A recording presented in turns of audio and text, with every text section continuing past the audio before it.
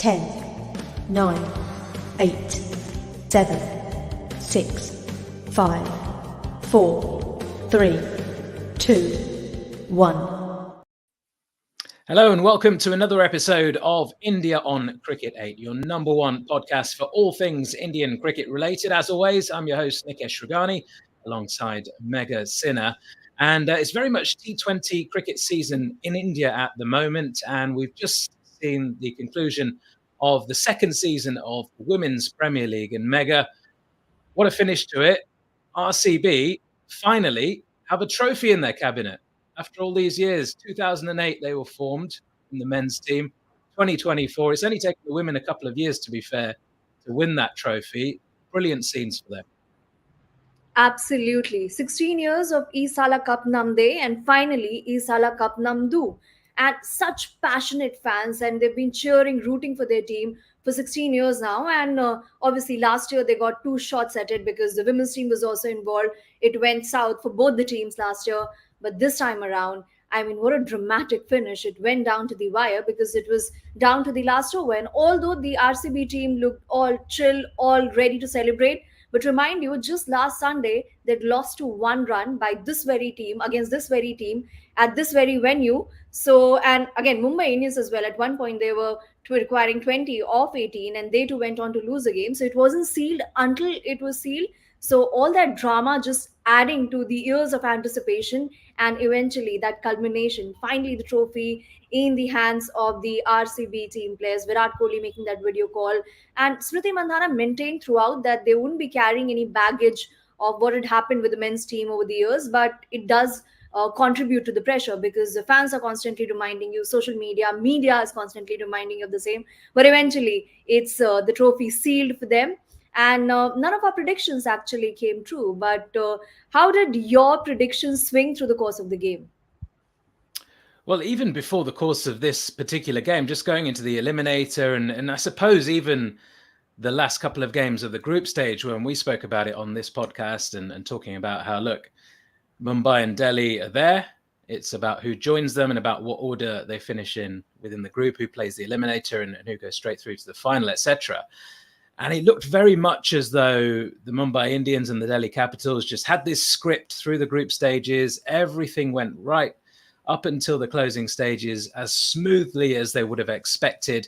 You know, two very strong teams on paper, as are RCB, of course, but, you know, with given their history and even in this competition, you know, last year they really struggled in the women's side as well. And then for RCB really to come out of almost nowhere and ensure they finish in third position, they had to beat both the Delhi Capitals and the Mumbai Indians in their last two group games. So, you know, beating Delhi on the 10th of March and then going on to beat Mumbai to set up that meeting with Mumbai, who were then going to finish second. And it was just basically must-win games from there on in. And it was against the two top sides. And for them to turn up and do it in the way they did, just absolutely brilliant. And a lot of credit has to go to Smriti Mandhana, of course. But let's just take a moment to appreciate Elise Perry. Now, she's probably, you know, arguably the greatest female cricketer of all time. She can do everything. You know, there was just 3 or 4 years ago, she was shunned out of T20 cricket almost, just, you know, pigeonholed as a test player and an ODI player, not really suitable for the longest format. And then last season, we saw her play well in the WPL and for Australia in the T20 World Cup. And she's made a comeback into the shorter form of the game. And for her to turn up in the way she did, just look at her scores in those two group games that they needed to win. And then the eliminator and the final, just a proper big game player against Delhi Capitals. 2 games from the end in the group stages, she made 49. Then against Mumbai Indians in that final group game, she took 6 for 15 with the ball, outstanding, 40 not out as well. You can't ask for any more from your premier all-rounder. And then just blitzed the Mumbai Indians in that eliminator when they looked dead and buried, RCB. They'd lost all those early wickets, and she held everything together with that 66 from just 50 balls to get them to that 135 total, which wasn't particularly great, but they managed to defend it in the end. And then in the final, look, it wasn't one of her most explosive performances, chasing a small total, but she was there at the end. She made 35 not out. She showed that cool head, and she just played the situation as you'd expect a top player to play. Just absolutely brilliant. And I think that epitomized just the way the whole team really went about the competition. They grew into it. They started well, of course. They had that dip. And they needed to win those 4 games to the end to win the trophy. And sometimes when you're a side in a competition, whether it's the WPL, whether it's the IPL, any of these franchise tournaments, when you've given that pressure of having must-win games, there's no choice in the group stages. You have to win all of your games from now, and including the final if you're to make it that far, to win that trophy. Sometimes that just makes things a lot simpler, and the best players like Elise Perry rise to that occasion, and she certainly did in those last 3 or 4 matches. Absolutely. So important that you pointed out the history over here, the recent history where she was labeled not good enough for the format, despite the fact that she could contribute with both bat and ball. And for RCB as well, how handy that experience was. Even in the previous season, when nothing went right for them, they lost 5 back to back matches at the onset. She was the one constantly scoring those runs. Last season as well, scored over 340 runs. This season as well, highest run getter ahead of Meg Lanning. And again, our 340 runs. And let's talk about that exploit of hers with the ball, 6 wickets haul, the first in this edition, or rather across the 2 editions of WPL, left her imprint. And how, and also in that chase, things could have gotten tricky had she lost her wicket at any of those points, because that was a very cool, calm, composed chase, because there was Elise Perry at one end holding it together with a 35 of 37, came at the drop of the first wicket, at the fall of the first wicket at number 3, and the partnership for the first wicket was around 48 runs. So obviously the chase was well under control. The required run rate wasn't really high, so she got to play that cool and composed cricket. But just her presence, that assured the RCB fans, because they've been twice in the finals before in the men's edition, and have lost the plot against Deccan Chargers in 2009, and then again in 2016 against Sunrisers Hyderabad. So Hyderabad franchises across those 2 years.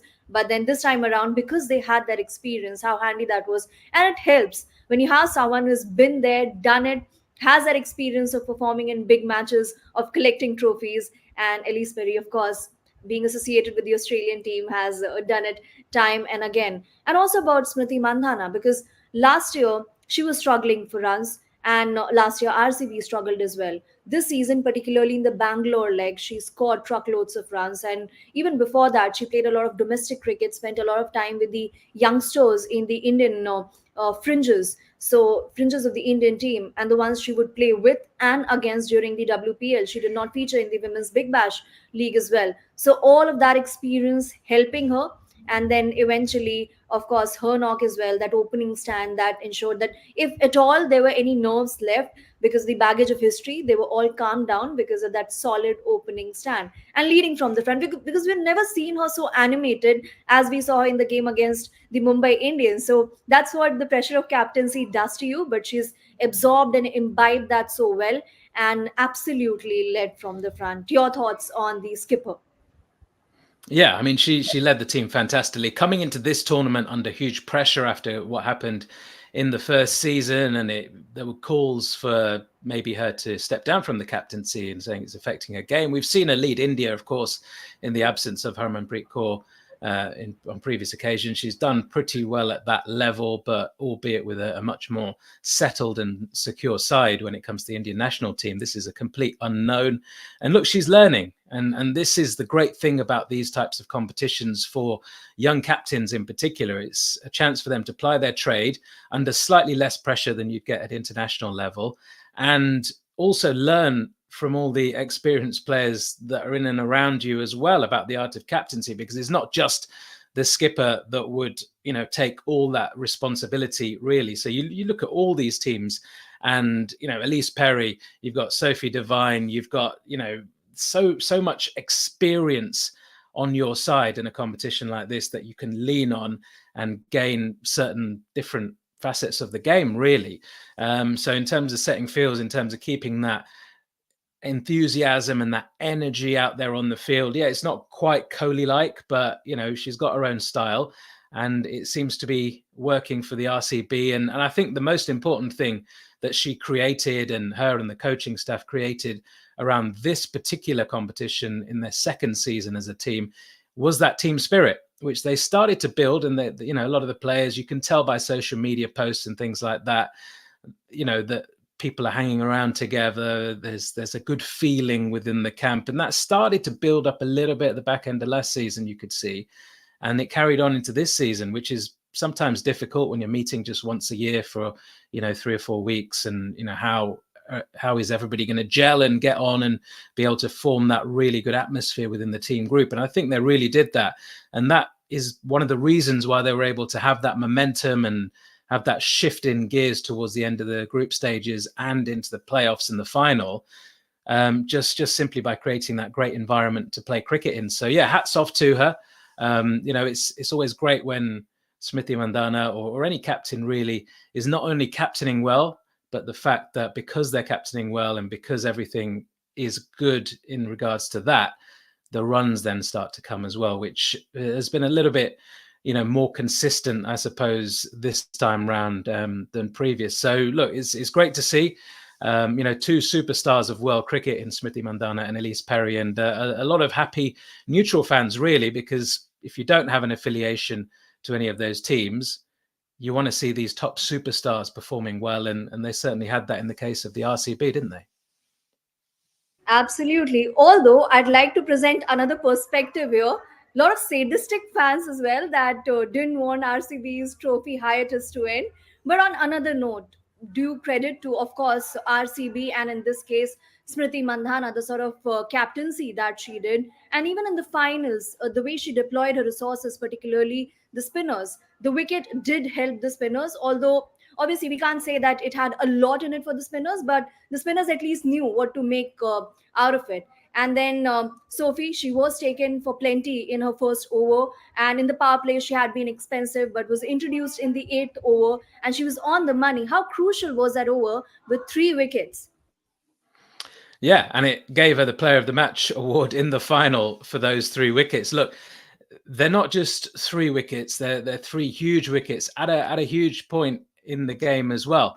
Shafali Verma was playing very well, 44 from 27, and then to go through Jemmy Rodriguez and Alex Capsey, both for ducks, lasting 3 balls between the two of them in a final, it's just huge. And then, obviously Marizanne Kapp came in then, but a little bit, she can bat at the top of the order, of course. She's a proper all-rounder, but she wouldn't be used to coming in those situations too often, particularly in the WPL, playing for a strong team who, usually set the platform for her, and then she can come out and blast. It was a very different situation for her.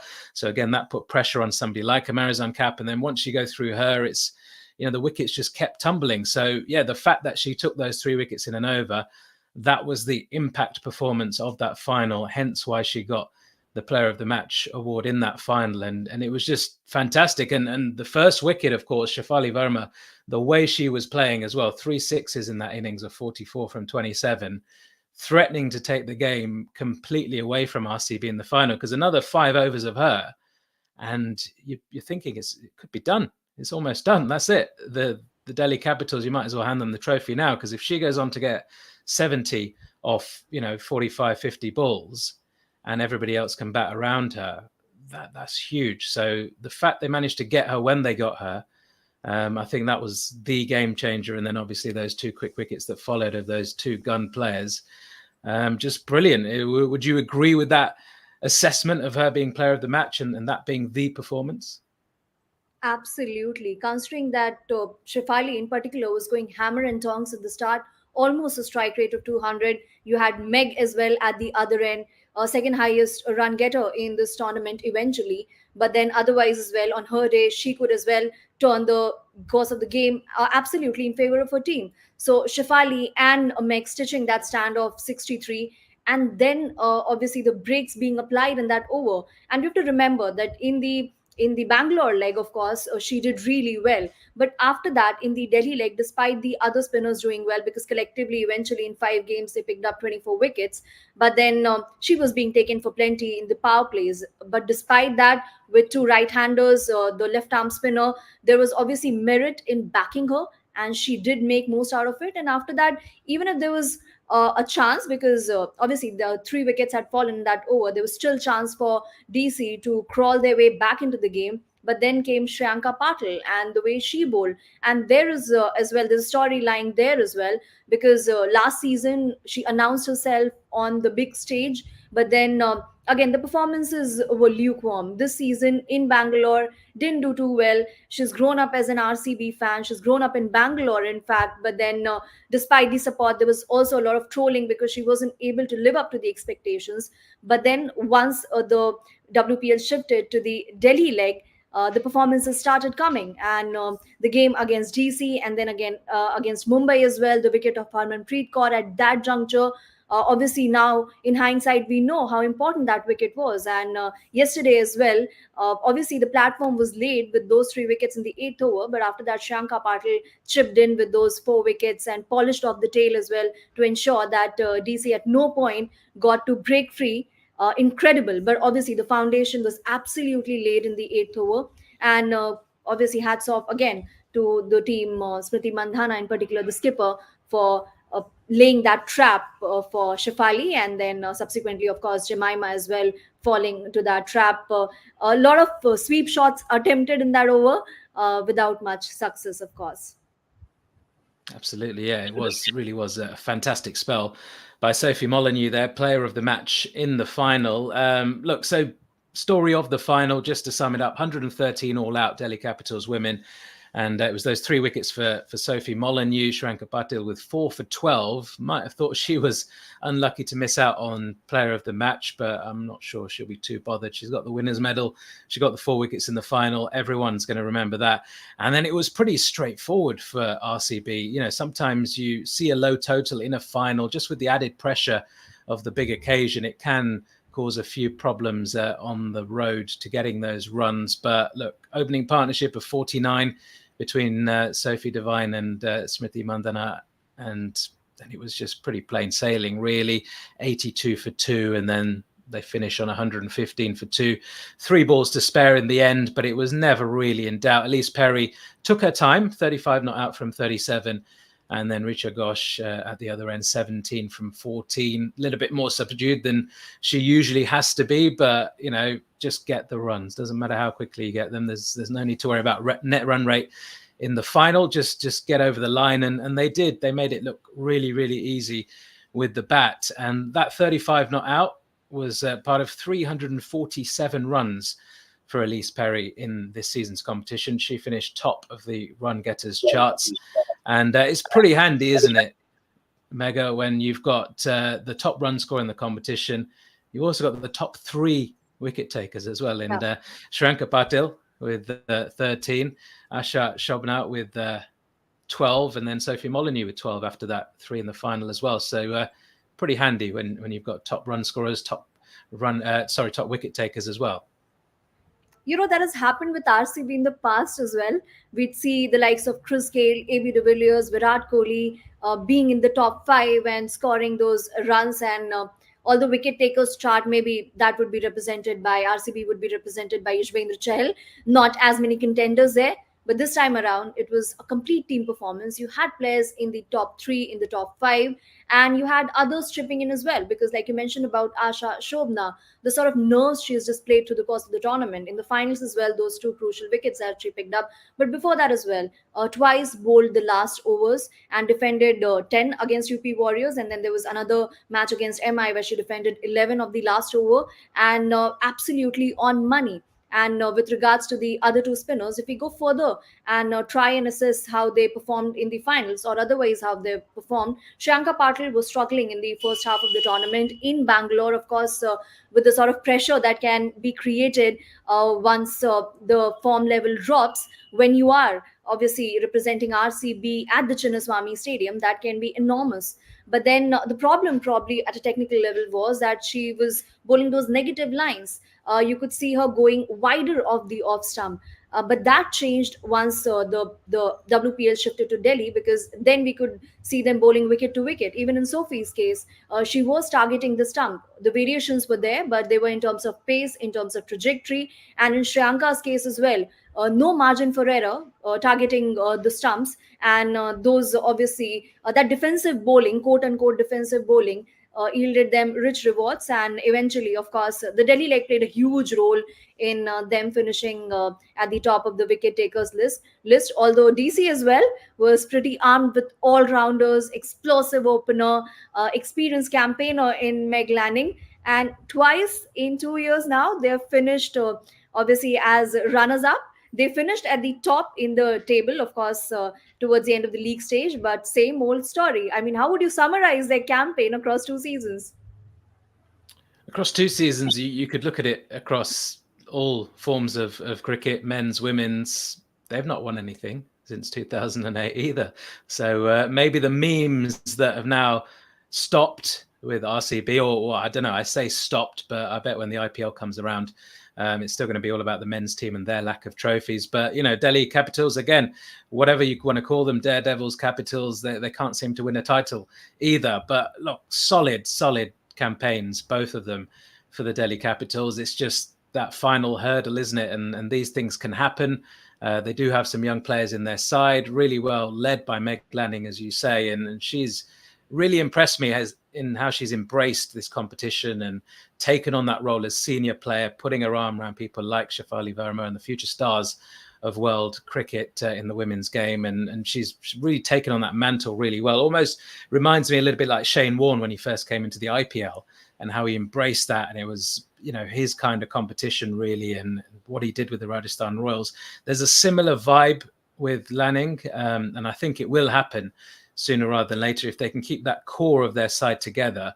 It's just one of them things, isn't it? You get to the final, things can happen. It's only 2 seasons old, this competition, so it's not like a massive trend that's been going on for years that they always make the playoffs but they can't get over the final hurdle. So I don't think it's quite a psychological barrier that they've got at the moment. It's just one of those things, and they'll be gutted. Finishing top of the group and then losing out on the trophy is never nice, but that's what makes these kinds of competitions beautiful, isn't it? That a team can come out of nowhere, almost like RCB, sneak into those playoffs and then eventually take the trophy, and that's what keeps everyone interested. So Delhi Capitals will be back, but you've just got to tip your hat to RCB and say well done. I mean, look, there's a couple of other sides in the competition who, shall we talk about the Gujarat franchise and the UP franchise, a little bit further afield. I mean, Gujarat in particular this season just didn't really turn up to the races, did they? And neither did they in the previous season. So you see that trend building up, and we've been constantly drawing parallels between the men's side and the women's side, IPL and WPL. Rajasthan Royals, you came up with this very interesting analogy, because Shane Warne too by then was done with his international career, and Meg Lanning as well announcing her international retirement. So of course, WPL then becomes a top priority because she doesn't have a lot of things jostling for her attention.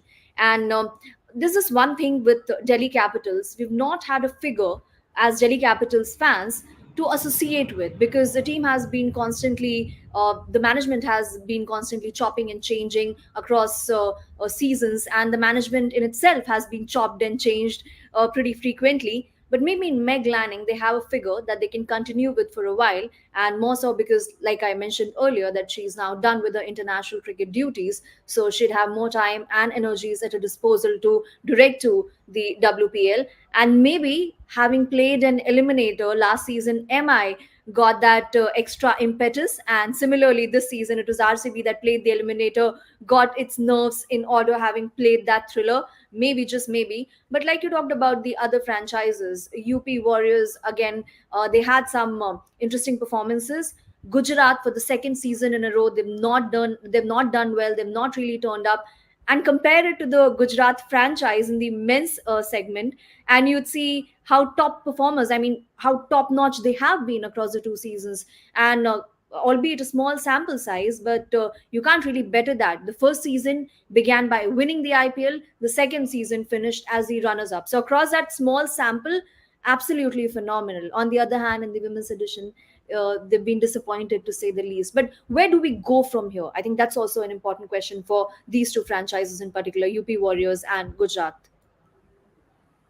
Well, look, they just got to sign some players and maybe work on their sort of team makeup, I suppose, and get that balance right in terms of having those star players, but also players who can perform well together and come up with a plan. They didn't seem like they had a particular style of playing or anything like that. Sometimes when you see certain teams, you think, all right, they're spin heavy, or they've got a really strong sort of top 3 or 4, and they kind of look to attack in the power play and then sort of maybe slow down towards the end, or other teams which have got great finishers, so they kind of build the platform to about 14 overs and then really kick on. So there's different styles of play.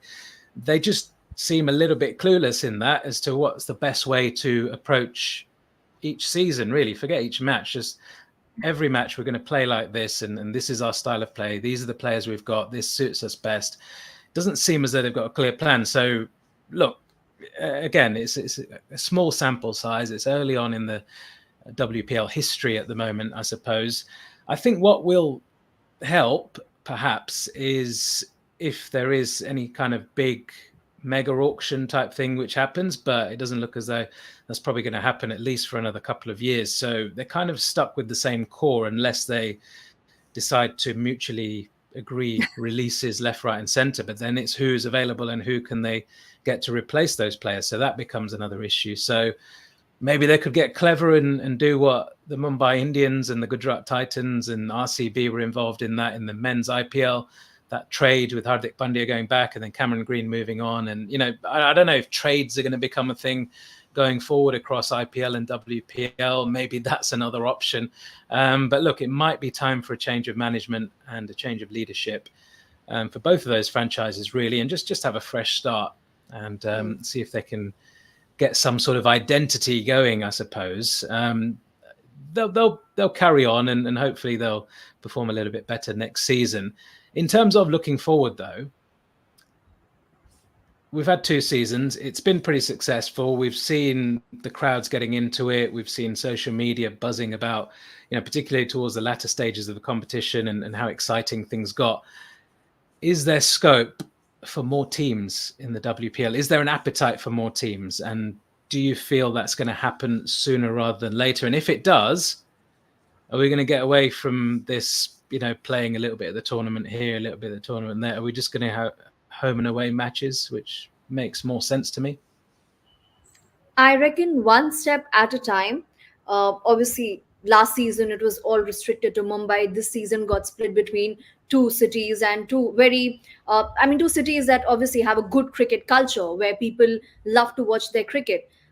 Going ahead, I reckon there would be, of course, more teams, but maybe not immediately. What, as a fan, I personally would like to see is matches being distributed to some other centers, wherein you create that appetite at those centers. Because, for example, at the Kotla, there were over 25,000 people across those 2 matches, the eliminator and the finals, 25,000 respectively.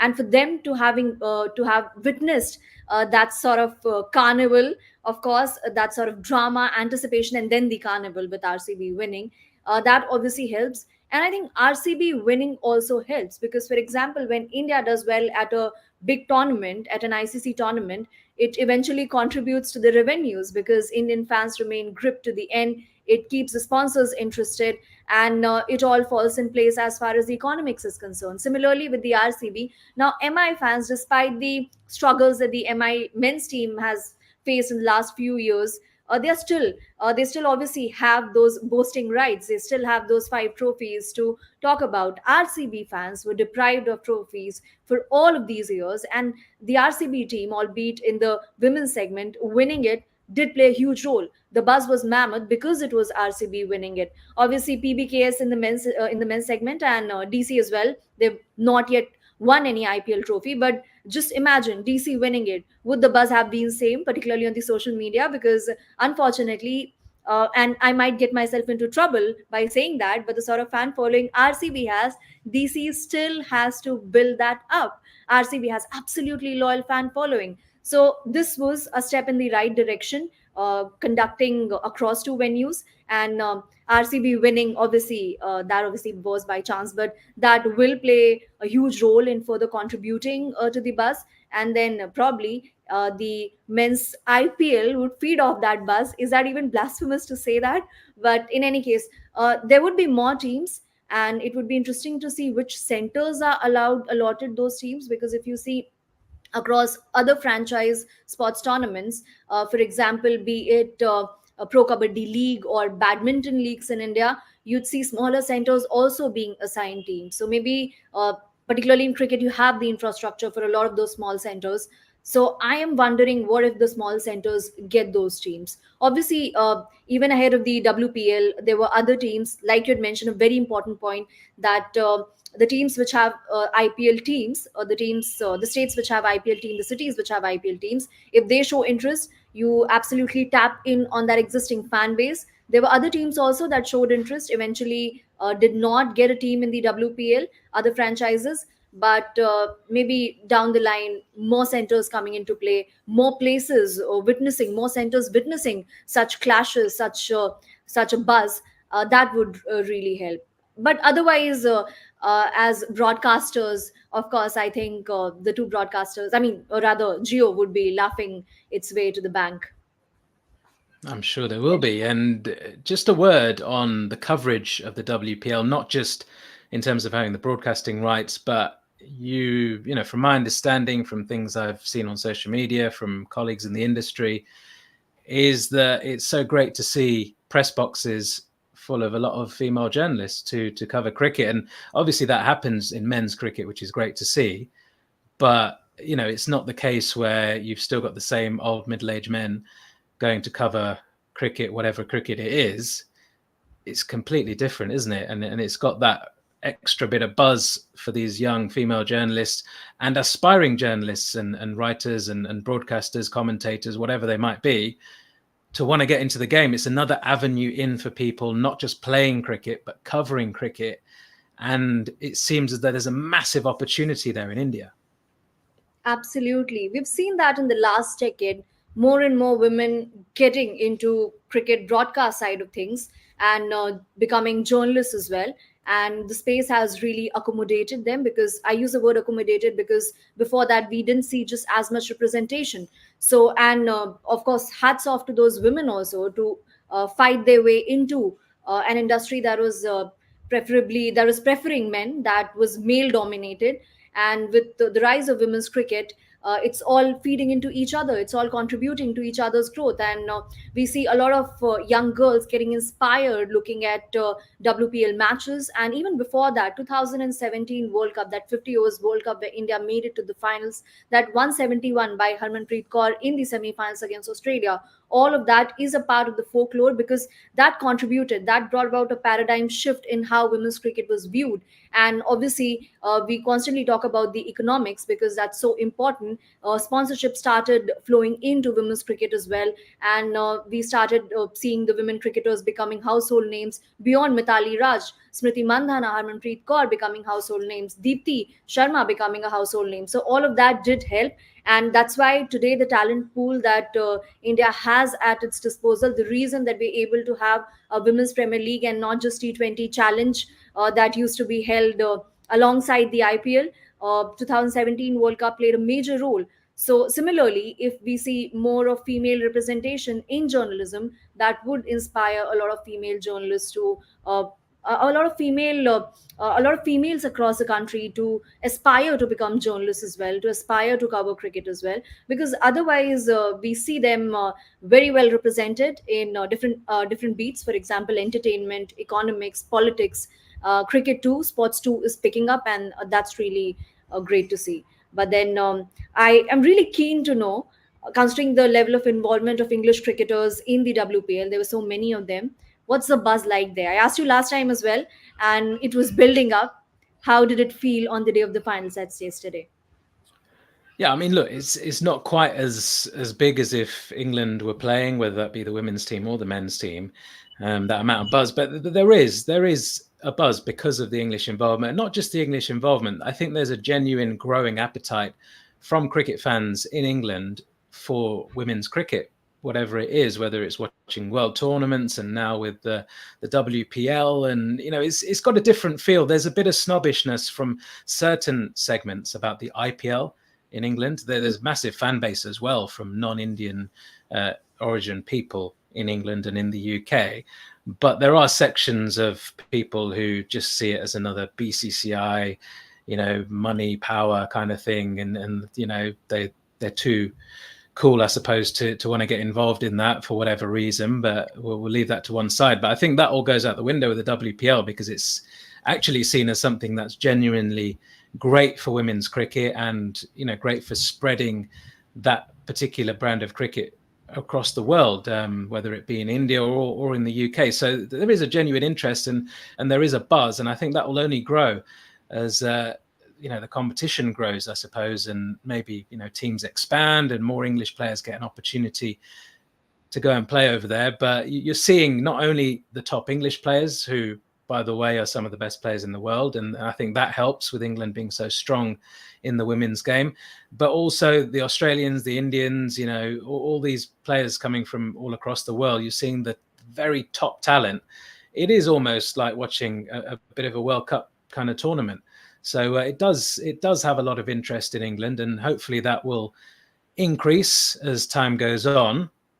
And I did mention the IPL there. We'll, of course, have an IPL preview for you dropping on our feed. We're going to put that out tomorrow as we record this podcast. So that's Tuesday this week. If you are listening to us on Catch Up or whatever, I'm sure you can find that particular episode in the usual way, whether it be via the video on YouTube or whether it's on your usual podcast feed, whether it be Apple, Spotify, Google, wherever you find us. And do remember to hit that like and subscribe button as well. Give us a follow on social media if you can. Thank you, as always, for all your support. Thanks to you, Mega, as well. But that's all we've got time for on this episode, our Women's Premier League review for 2024. And as I say, don't forget the IPL preview for 2024 coming to you shortly. But for today, that's goodbye.